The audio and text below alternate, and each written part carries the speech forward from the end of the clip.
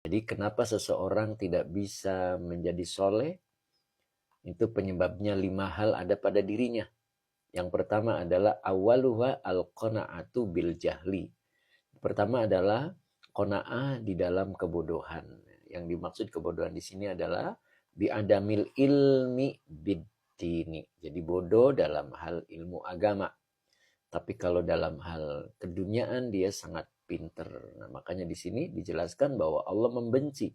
Allahu yabghadu kulla alimin bid dunya jahilin bil akhirah. Nah, itu mudah-mudahan kita tidak termasuk. Kemudian yang keduanya adalah wal hirsu ala dunya, tamak terhadap dunia, ya. Orang yang tamak terhadap dunia berarti tidak zuhud. Nah, tidak zuhud terhadap dunia. Orang kalau zuhud, urusan dunia disimpan di tangan dan yang ada di hati hanyalah Allah, maka yurihul qalba. Hatinya akan menjadi tenang wal badana, begitu juga dengan badannya. Tapi orang kalau cinta dunia, warughbatu fiha tujibul qalba.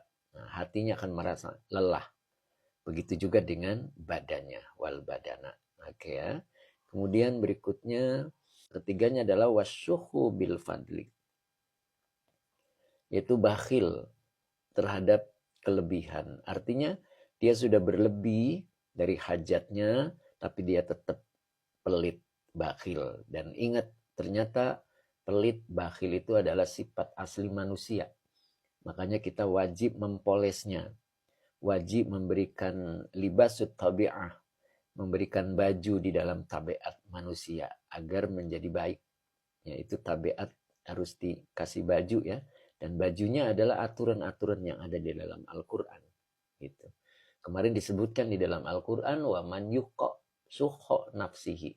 Barang siapa yang sudah mampu menundukkan nafsu dirinya, faulaika humul muflihun. Maka mereka itulah orang-orang yang akan selalu beruntung.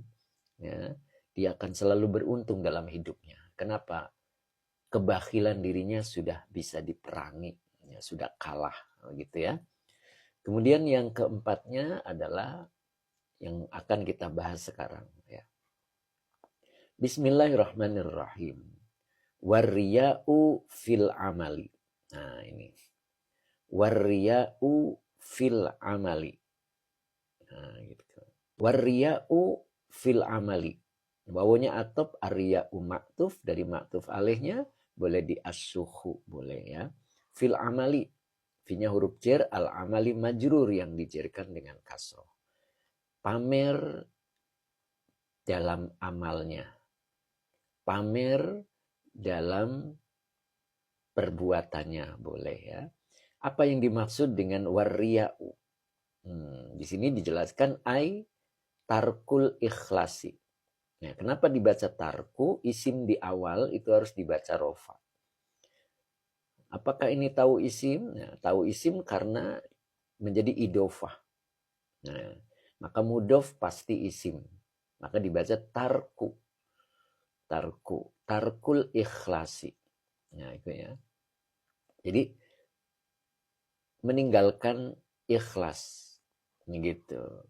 Fil amali di dalam beramal bimulahazati ghairillahi fihi. Nah, ini binya huruf jar.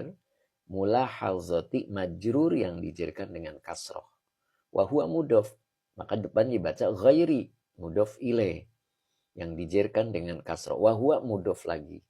Allahi mudof ilaih yang dijarkan dengan kasroh. Ya, baru fihi. Finya huruf jar, hinya domir mutasil sebagai majrur. Gitu. Jadi, hi-nya kembali ke amal. Ya. Jadi, riya itu apa? Warriya'u fil amali. Yang dimaksud pamer di dalam amal itu apa? Tarkul ikhlasi. Meninggalkan keikhlasan. Nah, ingat, ikhlas itu menanam. Ya. Jadi tidak tampak. Tidak tampak. Kalau ini malah menampakkan diri, yaitu riya. Ya. Jadi kalau menanam itu seperti kita menanam biji jagung. Itu harus dimasukin ke tanah.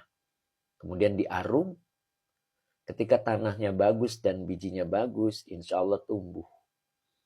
Jadi ikhlas itu tumbuh. Nah, kalau ria, tarkul ikhlas. Dia meninggalkan ikhlas. Artinya dia memamerkan. Biar kelihatan. Nah, maka akan membusuk. Ketika biji jagung dibiarkan di tangan, tidak ditanam di tanah, maka lama-kelamaan membusuk. Nah, itulah ria. Makanya kita ketika beramal, belajar untuk ikhlas. Nah, gitu. Jangan ria. Karena ria itu kebalikan dari ikhlas. Tampak. Kalau ikhlas tidak tampak. Nah, jadi tarkul ikhlasi fil amali. Jadi meninggalkan ikhlas di dalam beramal. Kenapa dia meninggalkan ikhlas? Alasannya ini, bimulahazati ghairillahi fihi. Dengan cara bimulahazati, melirik ghairillahi fihi. Jadi melirik kepada selain Allah fihi di dalam beramal. Jadi ada tujuan lain selain ke Allah. Itu namanya bimulahazati ghairillahi fihi. Jadi dia melirik kepada selain Allah. Ada kepentingan lain yang ia maksud. Nah,